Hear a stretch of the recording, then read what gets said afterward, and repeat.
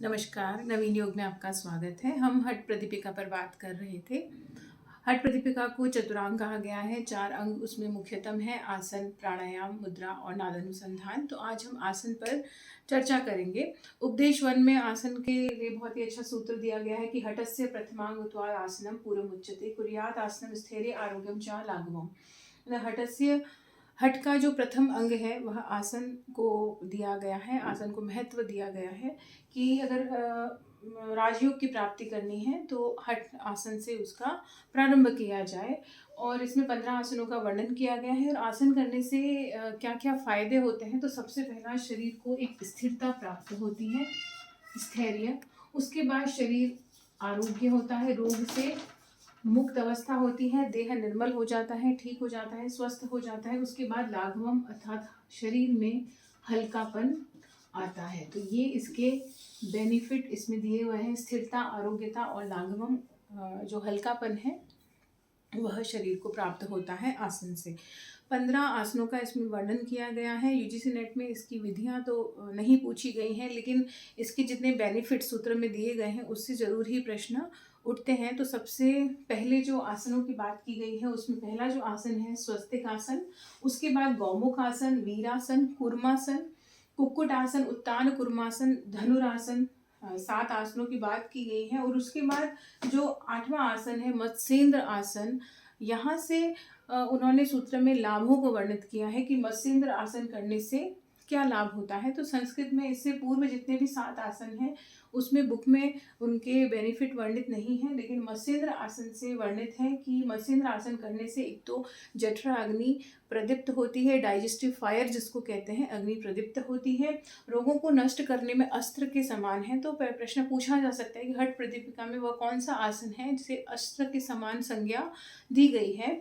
तो उसका आंसर होगा मत्स्येंद्र आसन। प्रश्न आ सकता है, कुंडलिनी को जागृत करता है और जो चंद्रमंडल को स्थिर करता है, ये चंद्रमंडल हमारे सहस्त्रा चक्र में स्थित होता है, तो उसको स्थिरता प्राप्त होती है। तो ये 4 मुख्यतः लाभ इसके सूत्र में वर्णित है। उसके बाद जो आसन की बात की गई है वो पश्चिमोत्तानासन की बात की गई है। इससे आसनों में अग्रगण्य माना जाता है, सबसे पहले इसको माना गया है, तो आसन में श्रेष्ठ माना गया है। और प्राण का प्रवाह इसमें सुषुम्ना में होने लगता है। इसके साथ जठराग्नि प्रदीप्त होती है, उदर पतला होता है।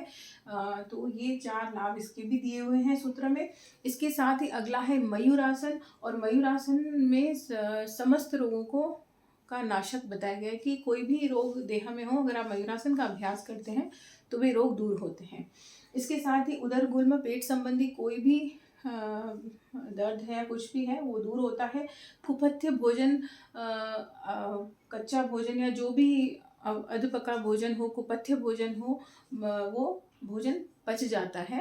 और इसके साथ ही जठराग्नि प्रदीप्त होती है और विष नष्ट होता है इसके मयूरासन से। यह लाभ आप पूछा जा सकता है कि उदर में अगर मतलब पेट में विष है या जठराग्नि प्रदीप्त किस आसन से हो सकती है, तो उसका आंसर क्या होगा? मयूरासन। इसके साथ जो 11वें नंबर पे आसन लिया गया है वह शवासन है। और इसका जो बेनिफिट दिया गया है सूत्र में वह है मानसिक शांति को प्राप्त होता है देह। तो इसके बाद 5 और आसनों की हम इसके बाद चर्चा करेंगे। अगला जो आसन है, अगले मुख्य 4 आसन हैं: सिद्धासन, पद्मासन और सिंहासन, भद्रासन। ये 4 मुख्यतम आसन हैं। सिद्धासन से एक इसको विशेष आसन बोला गया है, सबसे श्रेष्ठ आसन की भी संज्ञा दी है। और हठ प्रदीपिका में इसके और नाम भी दिए गए हैं कि वज्रासन भी इसे बोला गया है, मुक्तासन भी बोला गया है, और इसके साथ ही गुप्तासन भी सिद्धासन को ही बोला गया है। इससे अनेकों लाभ होते हैं देह में। सबसे पहले 72,000 नाड़ियों का शोधन करता है, उसे शुद्ध करता है। इसके बाद योग में निष्पत्ति अवस्था, जो राजयोग की अवस्था है, जो मुक्त अवस्था है, उसको प्राप्त करने में सहायक है यह आसन। और इसके साथ ही जो तीनों बंद है उसको लगने में भी हेल्प मिलती है, सहायता मिलती है सिद्धासन को करने से। यह मुख्यतम 3 लाभ हैं इसके। इसके साथ ही पद्मासन का जब हम अभ्यास करते हैं तो उसके सूत्र में यह फायदा है कि लिखा हुआ है कि तीनों जो समस्त व्याधियां हैं वह नष्ट होने में सहायक देता है, कि कोई भी देह में व्याधि नहीं रहेगी। इसके साथ ही जो 14वें नंबर पे आसन है वह है सिंहासन।